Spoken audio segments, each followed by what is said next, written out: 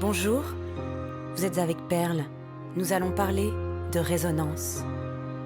Savoir d'où l'on vient nous permet-il de savoir où l'on veut aller ? Qu'est-ce qui nous définit ? Que retenons-nous du passé ? Quels événements influencent nos choix ? J'aimerais aborder avec mes invités l'identité comme un voyage pour découvrir ce qui résonne en eux. Après 13 ans dans la télévision et le cinéma, à vendre des films à l'international, tu changes de vie. Tes voyages ne sont plus autour du globe, mais dans l'intimité des autres. Après Hippocagne, où la littérature et la philosophie sont tes guides, c'est la spiritualité qui est ton mentor. Pour bon nombre de personnes, le cinéma est un monde rêvé. C'est le genre de carrière qu'on compare à une aventure digne d'un conte. Comment quitter ce genre de vie, de carrière ? Comment l'idée de revenir à soi pour aider l'autre est-elle plus attrayante ? Par quel cheminement on passe pour changer de vie ? Il y aura également pour toi un changement personnel. La place que tu accordes à la spiritualité va elle aussi se transformer. Ma chère Aurélia, bonjour et merci d'être avec nous. Bonjour, merci pour cette introduction qui est magnifique, qui m'a beaucoup touchée. Merci. Alors comment on arrive à promouvoir et négocier des films dans le monde entier ? C'était quoi tes aspirations à l'adolescence ? Alors c'est une bonne question. Moi j'ai toujours été une grande rêveuse, grande timide rêveuse. Et j'ai toujours rêvé ma vie. Et c'est pour ça que le cinéma est venu comme une évidence à un moment donné. J'ai toujours été passionnée par ça. Et justement à l'adolescence, je passais ma vie dans les salles de cinéma. Je me rêvais parfois actrice, parfois réalisatrice, scénariste. Et voilà, je savais que j'avais envie d'évoluer dans ce milieu-là, qui me faisait rêver. Et du coup, ça s'est imposé assez rapidement, cette envie de commencer une carrière dans ce secteur-là. Je ne savais pas encore trop dans quoi. Ce que je savais, c'est que j'aimais le cinéma, l'art et l'international. Et très vite, j'ai découvert un métier qui s'appelle les ventes internationales, la distribution internationale de films, qui était mon métier pendant toute ma carrière, pendant ma première vie professionnelle. Et en fait, en 2 mots, ça consistait à représenter des producteurs français à l'international, donc de vendre les droits de films, de séries, d'animation à l'étranger. Ce qui fait que voilà, j'ai beaucoup voyagé, ça a été un métier passionnant. Et voilà, donc je suis très heureuse d'avoir fait ça pendant toutes ces années. Est-ce que tu penses que dans ton enfance, il y avait déjà des prémices ou des graines qui annonçaient que tu allais certainement changer de voie ? Alors j'ai changé plusieurs fois de voie en étant au lycée, à la fac, etc. Je me suis quand même beaucoup cherchée. Ça fait partie vraiment de ma construction personnelle, on va dire. Après, faire et être ce que je suis aujourd'hui, non. Jamais je me serais doutée que j'allais un jour devenir ce que je suis aujourd'hui et faire ce que je fais aujourd'hui. Moi, ce que je savais, c'est que j'aimais rêver, c'est que j'aimais m'évader, c'est que je trouvais ce monde trop dur. D'ailleurs, je suis aussi hypersensible, donc c'est ce qui fait que l'art était pour moi vraiment une échappatoire et un refuge, vraiment. Donc voilà, je savais que c'était quelque part dans cet environnement-là. Et tes parents, quand tu leur dis que tu vas aller travailler, que tu veux faire Hippocagne et qu'après, voilà, tu es une fan de cinéma, ils prennent ça comment, eux ? Ils m'ont toujours suivie, ils m'ont toujours encouragée. Après le bac, j'ai fait... même pendant le bac, j'ai fait les cours Florent. Moi, j'ai toujours été comédienne à côté. Enfin, j'ai toujours adoré le théâtre. Et du coup, ils m'ont toujours encouragée à faire ce que j'avais envie de faire. Donc, ensuite, j'ai fait une Hippocagne. Après, j'ai fait une année à la fac, une école de commerce. Voilà, comme je te disais, je me suis un peu cherchée pendant mes études. Donc, j'ai navigué entre différentes choses. Et même à un moment donné, j'ai voulu tout arrêter quand j'ai commencé à travailler dans le ciné pour devenir chanteuse. Ça ne s'est pas fait finalement parce que la vie en a décidé autrement. Mais ils m'ont toujours suivie. Ils ont toujours été exceptionnels par rapport à ça. Dans les histoires, ça commence souvent par un personnage qui est seul dans sa chambre ou dans son intimité et qui ose enfin aller dans le monde extérieur pour trouver sa nouvelle place. Tu avais un métier où tu collaborais beaucoup, tu avais beaucoup d'interlocuteurs, c'était assez dynamique, beaucoup de voyages, beaucoup de rencontres, de négociations pour réussir les deals. Et puis finalement, toi, tu passeras de ce monde extérieur pour revenir à ce monde plus intérieur, celui de l'intime, celui de l'être lui-même. Tu passes presque du macro au microcosme, si je puis dire. Mais tu vas d'abord passer par un un changement personnel avant de devenir coach. Ça se fait pas tout de suite. C'est un processus que tu enclenches d'abord pour toi-même. Et c'est quoi ce déclic ou c'est quoi les facteurs de ce changement de vie? L'élément essentiel, ça a été... en fait, je me suis toujours posé beaucoup de questions existentielles dans ma vie. J'ai cru pouvoir les trouver dans les films, dans plein de choses, dans la philosophie, dans la psychologie. J'étais passionnée par tous ces sujets-là. Et c'est vrai qu'à un moment donné, là où j'ai vraiment commencé à me transformer, ça a été quand j'ai commencé à aller chercher du côté spirituel et à m'intéresser à ma propre religion, sachant que j'étais croyante, mais j'étais pas du tout pratiquante. Et j'ai commencé à m'intéresser à la Torah, à étudier la Torah et à commencer à faire aussi. Et c'est là qu'a eu lieu ce bouleversement, cette révolution intime, personnelle, spirituelle à tous les niveaux, parce que ça a rejailli sur tout mon être et sur ma vie entière. Et du coup, c'est vraiment à partir de ce moment-là que j'ai commencé à cheminer.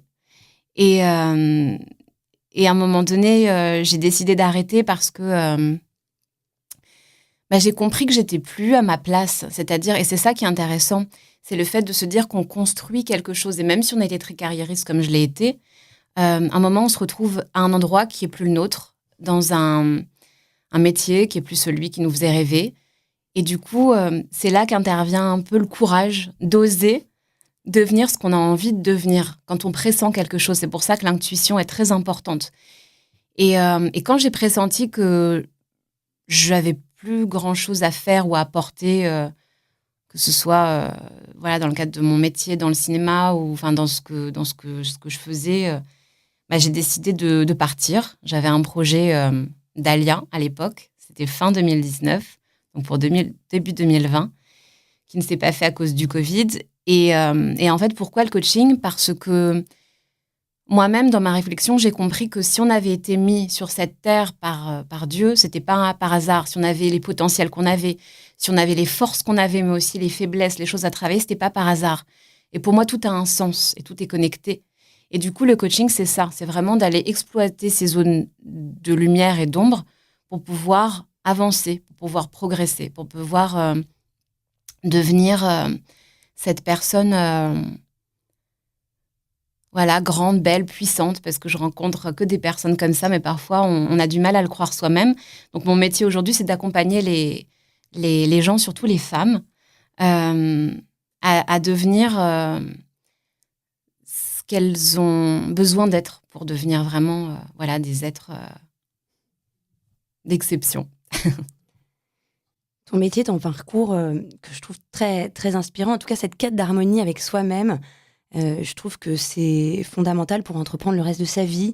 Ça paraît naïf, mais ne pas se connaître, ne pas avoir conscience de son potentiel, ça peut être un véritable handicap. Quand j'ai découvert le concept du tikkun olam, ça m'a fait presque un peu un choc, et en fait, ça m'a fait du bien aussi. Je me suis dit, mais évidemment, c'est pas qu'une lubie, c'est un vrai concept puissant qui résonne chez plein de gens. Est-ce que tu pourrais nous en parler un petit peu pour ceux et celles qui ne connaissent pas ? Alors c'est très beau et j'adore le fait que tu parles de tikkun parce que ça résonne aussi beaucoup chez moi et dans ma mission aujourd'hui professionnelle, qui est aussi une mission personnelle, parce que j'allie les deux, bien évidemment. Cette notion de tikkun, de réparation. La réparation du monde, elle passe par la réparation de soi. Elle passe par la réparation de soi avec les autres. Donc il y a un aspect à la fois individuel et collectif qui est très fort, qui est très profond. Et c'est exactement ça, en fait, le projet... de l'humanité, c'est de réparer, de se réparer, de réparer ce monde. C'est quelque chose qui est très, très fort et présent dans le judaïsme, et je trouve ça très beau, parce que ça nous responsabilise aussi. C'est-à-dire qu'on est responsable de ce qu'on dit, de ce qu'on fait, de ce qu'on pense, de sa propre réparation. Et on interagit avec les autres. Donc on n'est jamais victime, mais toujours acteur et moteur d'un mouvement, de quelque chose qui vit. On est dans la vie. C'est vrai que tu parles de mouvement. Donc, tu as eu un projet d'Alia et donc, ça a été un moment... Il y a quand même eu encore un voyage, même si tu voyageais beaucoup dans le monde professionnel, mais là, tu as fait un voyage plus pour ton côté personnel et spirituel. Et c'est là aussi, je crois, que tu as rencontré ton mari. Et donc, c'est un changement que tu as inauguré pour toi-même. Et même là, finalement, tu t'es pas retrouvée seule non plus. Après, tu as entrepris quelque chose à deux. Ouais, c'est... Israël, c'est une histoire d'amour, en fait. Je la lis beaucoup aussi à ma, j'allais dire, découverte du judaïsme, mais en tout cas, ma reconnexion spirituelle, à ma reconnexion identitaire. C'est un pays dont je suis tombée littéralement amoureuse à 20 ans, je crois. Après, j'y suis retournée pour faire du volontariat civil, et puis j'y allais pour voir des clients aussi, puisque je travaille avec Israël. C'est un pays qui me bouleverse. C'est un pays qui est l'incarnation même de la vie, de la résilience. On le voit beaucoup aujourd'hui. Jérusalem, notamment, qui est un endroit... voilà. Et pour moi, le fait de quitter TF1, de quitter mon ancien travail pour aller en Israël, c'était un nouveau départ. Celui de vivre enfin une vie juive, alors que j'aurais pu la vivre ici, mais il y avait quelque chose avec Israël. En tout cas, ça faisait partie du puzzle. Donc, j'ai décidé de partir. J'ai fait mon dossier d'Alia, etc. Et puis, il y a eu le Covid. Donc, les frontières se sont fermées. Je n'ai pas pu partir, je précise. Même si mon cœur et ma tête sont quand même là-bas, en permanence. Et la rencontre avec mon mari, alors c'est incroyable. Ça a été aussi un miracle parce que, en fait, j'ai rencontré une femme lors d'un voyage à Ouman, une Française, qui un jour m'a appelée. On était en plein Covid. Les frontières étaient donc fermées. J'étais célibataire, je précise, depuis très longtemps. Et elle m'a parlé d'un homme, d'un Français franco-israélien, qui étudiait à l'époque à la yeshiva du Rav Shaya, à Jérusalem. Et du coup, elle m'a dit, si tu veux, je t'envoie son numéro de téléphone. Et puis, on a commencé à se rencontrer, à faire ce qu'on appelle un shidour à distance. Donc, c'est complètement inédit, vu qu'on était bloqués. Et on a commencé à parler, à échanger, à apprendre à se connaître par la voix. Et c'est peut-être pas anodin, parce que voilà, la voix, pour moi, c'est quelque chose de très fort, très précieux dans la voix. Et on a commencé à échanger. Et puis après, il est revenu en France pour qu'on se rencontre. Et puis, quelques mois plus tard, voilà, il me faisait sa demande. C'est devenu mon mari.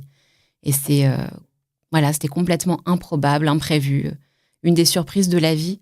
C'est pour ça que j'aime beaucoup en parler aussi, pour que ça donne de la force, du courage et de l'espoir, dans le sens où j'aurais jamais imaginé rencontrer mon mari dans ce contexte-là. Donc, j'ai été aidée, bien évidemment, par le ciel. Aujourd'hui, tu es une entrepreneuse, tu es coach spécialisée en évolution professionnelle et aussi une experte en intelligence émotionnelle. J'adore ce terme. Dans un monde où, justement, toutes nos technologies sont surdéveloppées, on s'aperçoit que l'apprentissage de soi est une discipline qui est peu mise en avant, même si un peu moins aujourd'hui, mais ça reste quand même une niche. Et alors que c'est, je trouve, primordial pour se construire et être la personne que l'on souhaite être. Est-ce que tu peux nous expliquer un petit peu plus ton métier et aussi vraiment les spécificités sur lesquelles tu travailles avec les gens que tu rencontres? Ouais. Alors, en effet, je travaille autour de l'évolution. En effet, je travaille autour de l'évolution professionnelle, qui est un sujet qui est passionnant, parce que souvent, les gens ont envie de faire autre chose. Ils ont envie de se réinventer. Ils savent pas par quoi commencer, comment. Alors, souvent, il y a un mal-être, il y a une frustration. Et du coup, on va aller explorer ça grâce au coaching. Donc, on parle beaucoup de coaching aujourd'hui, ça veut un peu tout et rien dire, alors que c'est vraiment une posture qui est très humble, parce que je vais être ce qu'on appelle en position basse et je vais beaucoup questionner pour faire émerger des choses. C'est pour ça qu'on parle beaucoup de maïeutique quand on parle du coaching. Donc, il y a des choses qui vont émerger, il y a des prises de conscience qui vont amener après à des plans d'action. Et en fait, c'est ça, moi, que j'aime, c'est poser des questions pour que la personne puisse voir enfin à travers la parole tout ce qu'elle ne voyait pas, et qu'elle puisse cheminer et aller vers son objectif, vers ses envies. Donc ça, c'est sur la partie des reconversions, des réinventions de soi. Moi, j'adore utiliser l'art parce que aujourd'hui, ça fait peut-être même encore plus partie de ma vie que quand j'étais dans le cinéma. Voilà, parce que je chante, je peins, j'écris, je fais plein de choses. Et pour moi, l'art permet vraiment d'accéder à cette fameuse audace, de sortir de cette fameuse zone de confort et d'aller vraiment vers cette liberté, mais d'une façon très authentique. Et donc voilà, je travaille avec l'intelligence émotionnelle aussi, qui est une intelligence qui se développe. C'est un sujet qui est vraiment passionnant. Et avec l'hypnose aussi, ça fait partie de mes outils, très complémentaires au coaching. Et voilà, et je travaille aussi avec des dirigeantes, des entrepreneuses, donc beaucoup de femmes, comme je l'ai dit, au niveau de la posture, pour apprendre à incarner un leadership authentique. C'est très important, surtout avec les femmes, parce que les femmes sont merveilleuses. Souvent, elles le savent pas. Donc, la première étape, c'est déjà de conscientiser le fait qu'on est merveilleuse et qu'on peut aller là où on a envie d'aller, en vrai. Et que tout est possible. Alors, ça fait très coach de dire ça, mais c'est profondément vrai. Ça peut prendre du temps. Il y a des choses à travailler sûrement, mais en tout cas, j'y crois bien évidemment à 200%. Oui, ça peut prendre du temps. Et puis, c'est peut-être ça aussi, le chemin d'une vie, c'est d'essayer de développer ce qui est caché en nous, de faire ressortir... parfois, pour survivre, hein, même si c'est peut-être un mot un peu fort, mais pour s'adapter, en tout cas, on va enfouir des choses pour continuer à vivre. Et puis, on ne sait pas pourquoi. Alors, parfois, ça saute même des générations. Parfois, ça n'intervient pas sur sa propre vie, mais d'entreprendre ces travaux de recherche et de questionnement, que ce soit des questionnements sur soi, des questionnements professionnels, mais aussi voilà, des questionnements identitaires, ça va finalement rejaillir sur nous-mêmes, sur tout un tas de choses, puis ça va aussi rejaillir sur les gens qui nous entourent. Moi, je sais que je me mettais à travailler dans le cinéma, qui était un rêve d'enfant, et à ce moment-là aussi, des questions d'identité sont venues à moi, alors que je faisais un métier encore une fois, dont je rêvais. Et ce qui est dingue, c'est de voir à quel point il me manquait aussi peut-être ce sens-là où je savais pas comment l'amener, et passer par une quête identitaire, bah, ça m'a amené, ça m'a fait du bien, ça m'a réparé moi-même, mais ça a aussi ressurgi sur tout mon aspect professionnel. C'est-à-dire que maintenant, voilà, je me retrouve là à faire un podcast justement sur l'histoire des autres, et c'est marrant comment parfois on pense qu'on va travailler sur quelque chose qui paraît déconnecté, et en fait on se rend compte à quel point tout est lié, et que peu importe sur quelle petite chose on va travailler, ça va forcément avoir un impact sur le reste. Absolument, c'est exactement ça.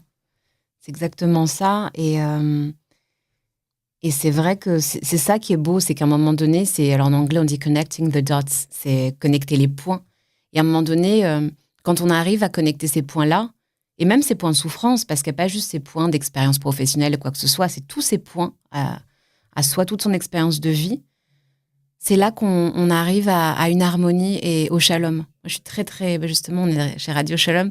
C'est un terme qui m'est très cher. Shalom, c'est shalem aussi, c'est être entier. Et c'est ça, c'est arriver à connecter toutes les parties de soi. C'est à partir de ce moment-là, quand on a compris, et quand on a compris parfois qu'on ne comprendrait pas tout, mais en tout cas, qu'on arrive à tout ramasser, à tout se réapproprier, avec intelligence, dans le respect de ses valeurs, et avec sens, c'est là qu'on est vraiment dans le shalom, dans la paix, qui est la chose qu'on recherche le plus en vrai. Moi, je me rends compte, en coaching, c'est surtout ça. On a beau avoir des projets incroyables, on a beau... voilà, les gens aspirent vraiment à être à la paix. Et oui, trouver la paix, ce qui n'est pas du tout évident, et puis parfois ça nous prend la tête aussi. Il y a une sorte d'injonction, c'est très à la mode, le développement personnel, même si j'aime pas dire ça, parce que, encore une fois, je trouve que ça reste une base. Enfin, quand on éduque en tant que parent, ou même en tant que professeur, quand on est dans une forme de transmission, c'est dans un but de bien-être, c'est pour réussir à mieux se développer. Mais ce qui est fou, c'est qu'on pourrait croire qu'aujourd'hui, tout ça, c'est has-been. L'humanité existe depuis tellement longtemps maintenant. Pourquoi on devrait... Enfin, c'est des métiers qui se développent, et je trouve ça... alors qu'en même temps, à la fois, il y a cette injonction, parfois on en a marre, on voudrait que ça soit un peu plus inné, mais non, je pense que c'est un long processus dont on a besoin de redécouvrir et de remettre en lumière aujourd'hui. Ouais, c'est vrai qu'il y a beaucoup d'injonctions un peu énervantes. Mais voilà, après, voilà, il y a des effets de mode. En effet, le coaching, on en parle un peu beaucoup dans tous les sens sans trop savoir ce que c'est, des coachs de tout et de rien. Mais en effet, ouais, le vrai travail sur soi authentique. Et c'est pour ça que j'aime aussi amener de ce que je suis, et de cette liberté et de cet espace de liberté en entreprise, par exemple, parce que je fais aussi du coaching entreprise. Parce que comme je dis souvent à mes clients, on est... il n'y a pas de vie pro séparée de la vie personnelle. On est une même entité, donc le but, c'est d'apprendre à se connaître et d'être et de se mettre en action pour avancer, justement. Et ouais, voilà. Oui, apprendre à se connaître. Et donc, toi, c'est vraiment passé... t'es pas allé voir un coach ou t'es passé par ça ou pas du tout? J'ai fait une thérapie analytique qui a duré 9 ans quand même. Ouais. Donc, orientation freudienne. Très, très différent, bien sûr, de ce que je fais aujourd'hui en tant que coach. C'était très apprenant. Ça m'a énormément fait grandir. J'ai beaucoup analysé, peut-être un peu trop. Et c'est là où le coaching devient pertinent, notamment pour notre génération, parce qu'on a vraiment une dynamique d'être dans une compréhension de soi et une action. Et ce qui a vraiment mis un terme à cette thérapie, ça a été vraiment ma teshuva, mon retour au judaïsme, où c'est là que j'ai compris que voilà, la thérapie, je l'avais terminée et que je la ferai toujours un petit peu, mais avec comme outil la Torah maintenant, comme guide de vie. Et du coup, voilà, ça s'est arrêté à ce moment-là. Le travail était terminé. Et tu vois, moi, j'ai découvert aussi j'ai découvert mon judaïsme assez tard. Et c'est des mots que j'ai beaucoup entendus. Alors, je sais pas si je le dis bien, mais voilà, la teshuva, ce retour, c'est souvent des questions qu'on me pose. Mais alors, maintenant que tu as découvert, est-ce que tu fais davantage ceci? Est-ce que tu fais davantage cela? C'est comme si on essayait parfois de quantifier tout ça. Alors que moi, je le vois pas du tout comme ça. Je le vois comme un guide, mais quelque chose qui est là, qui plane. J'ai l'impression que finalement, il est accessible par tout le monde. C'est comme si c'était quelque chose qui était là sans même qu'on le sache. Et il suffit finalement un peu de regarder. Et c'est ici. Mais parfois, il nous faut un petit peu d'aide. Mais ce que je veux dire par là, c'est que c'est quelque chose de très accessible. J'ai pas l'impression comme s'il y avait des codes ou qu'il y avait une façon, comme s'il y avait une façon parfaite de faire, alors que voilà, notre culture est tellement vaste et tellement riche. Il y a plein de manières de l'aborder, de la transmettre. Il y a des choses qui vont nous intéresser, des choses qui vont moins nous intéresser. Il n'y a pas de règles, non? C'est très intéressant, surtout cette question de la tchouva. Pour moi, c'est quelque chose de très intime. C'est quelque chose qui se vit avec soi-même et avec Dieu, parce qu'on a ce qu'on appelle une neshama elokit, une partie de Dieu en nous. Donc c'est, encore une fois, une expérience intime. C'est pour ça que vouloir imposer quelque chose ou faire tchouva, ou... je sais pas. Je pense qu'il y a des guides, il y a des mentors, il y a des gens qui passent dans nos vies, qui vont nous donner quelque chose, qui vont nous transmettre quelque chose qu'on va se réapproprier. Mais en tout cas, moi, dans mon cas, je parle vraiment dans mon cas à moi, ça a été une expérience très intime. J'avais pas, par exemple, de communauté. Ma tchouva, elle a commencé grâce à mon frère, qui a été mon guide, du coup, qui est quelqu'un d'extraordinaire. C'est lui qui a commencé à me faire m'intéresser à la Torah. Alors, on avait au début des débats un peu sur la place de la femme, etc. Et en fait, ce que j'ai compris, c'est que j'avais rien compris. Et c'est pour ça que pour moi, la tchouva, c'est avant tout c'est beaucoup d'humilité. Revenir à une humilité de savoir que je suis à la fois rien et énormément de choses. Et c'est aussi beaucoup un rapport d'amour envers Dieu, quand on sait ce que représente Dieu, quand on sait ce que l'on représente en tant que peuple juif pour lui, quand on se pose ces questions-là, qu'on étudie et qu'on commence à faire, mais on fait parce que c'est logique. Moi, j'ai commencé à devenir pratiquante parce que ça devenait logique. C'est-à-dire que je faisais les mitzvot parce que la Torah, j'ai vite compris que c'était le code de vie, le code d'une vie authentique, le code d'une vie heureuse, qui avait beaucoup de sens et de logique, même si je ne comprenais pas tout. Et c'est comme ça que j'ai commencé à faire. C'est pour ça que c'est intéressant quand tu parles du faire. Souvent, on se cantonne beaucoup à qu'est-ce que tu fais pas, est-ce que tu es pratiquante ou pas, est-ce que tu es religieuse ou pas. Et pour moi, c'est pas ça. Et ce que je dis souvent, c'est que ce que j'aime voir chez l'autre, c'est la neshama, c'est l'âme, c'est ce qui vibre. Parce qu'à un moment, l'âme, quand elle se réveille, comme ça a été le cas de mon frère, comme c'était mon cas, le cas de mes parents, et de plein d'autres gens, elle va vouloir se nourrir de choses. Et ces choses-là, eh bien, la plupart du temps, la neshama va forcément les retrouver dans la Torah et dans ce lien que l'on va tisser avec Dieu, qui va être un lien d'amour, tout comme le lien qu'on va tisser avec son conjoint, avec ses enfants. Enfin, c'est vraiment sentir cette présence dans tout. Mais pour moi, c'est un processus qui est très intime et qui doit être vraiment conscientisé et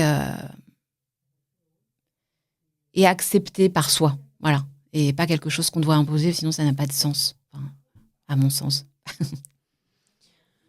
Oui, c'est vrai que, comparaison qui est peut-être pas signifiante, mais par exemple, j'ai arrêté mes études après le bac parce que je cherchais des orientations, mais aucune vraiment ne me donnait vraiment envie. Donc j'ai pris le temps d'aller travailler, de faire des expériences. Et après, je suis revenue aux études parce que là j'en avais envie. C'est-à-dire que j'avais envie d'avoir du temps, de pouvoir aller dans une bibliothèque et de m'engloutir des tonnes de livres, pour pouvoir après faire des dissertations dessus. Et c'est vrai que quand c'est fait par choix, même si je me suis dit, oh là là, si j'avais commencé mes études plus tôt, bah, du coup, j'aurais travaillé plus tôt et du coup, j'aurais développé des choses plus tôt. Mais en fait, je préfère avoir commencé par mon initiative, parce que c'était mon impulsion, que d'avoir peut-être commencé plus tôt. En tout cas, pour moi, ça a été j'ai aimé le faire comme ça, j'ai aimé...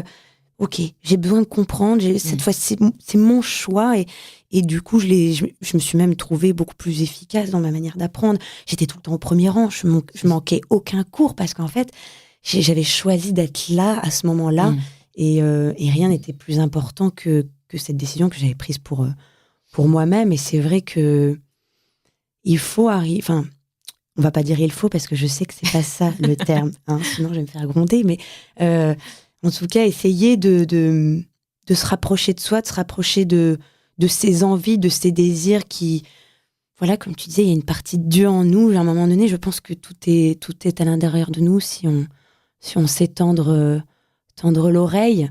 Et ça, il y a des gens comme toi qu'on peut rencontrer et qui nous permettent de redévelopper, je pense, cette écoute, ou de redévelopper un cadre propice à ça. En tout cas, je suis ravie, Aurélia, que tu sois venue aujourd'hui pour nous parler de tout ça. Et vraiment, je ne peux que vous encourager à entreprendre, d'aller plus vers vous-même, ou de vous rapprocher de gens qui peuvent vous aider à faire ça, parce que ça fait un bien fou, et se faire du bien, ça fait du bien. Exactement, et merci à toi pour l'invitation. C'est un honneur de pouvoir être là, échanger avec toi, de t'avoir rencontré, bien évidemment. Ça fait partie des très belles rencontres dont j'en suis très reconnaissante. Et tu parlais du choix, c'est le libre arbitre. On en parle tout le temps dans le judaïsme. C'est au cœur de notre vie, c'est-à-dire faire les bons choix, aller vers la vie ou pas. Et on est là pour ça. Voilà, on est là vraiment pour faire des choix. Oui, vive la vie. Merci beaucoup, Aurélia. Merci à toi.